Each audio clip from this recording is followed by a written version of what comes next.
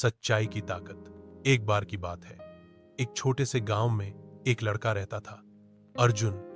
वह होशियार था, लेकिन कभी कभी झूठ बोलकर अपने फायदे के लिए दूसरों को धोखा दे देता था। उसके माता पिता कई बार समझाते कि झूठ के पांव नहीं होते, लेकिन अर्जुन हर बार हंसकर टाल देता। एक दिन गांव में एक बूढ़े साधु आए।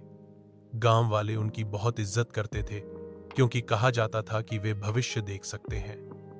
अर्जुन ने सोचा कि क्यों न साधु बाबा को मूर्ख बनाकर मजा लिया जाए। उसने एक योजना बनाई।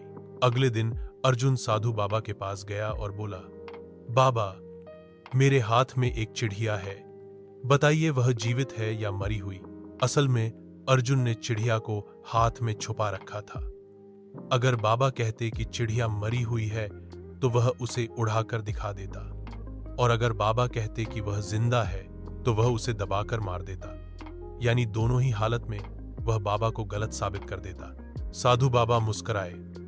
उन्होंने अर्जुन की आंखों में देखा और धीरे से बोले, बेटा, चिड़िया तुम्हारे हाथ में है और उसका जीवित रहना या मरना यह तुम्हारे हाथों के कर्म पर निर्भर है। सच और झूठ की तरह जीवन और मृत्यु भी तुम्हारे फैसले पर टिकी है। यह सुनते ही अर्जुन सन्न रह गया।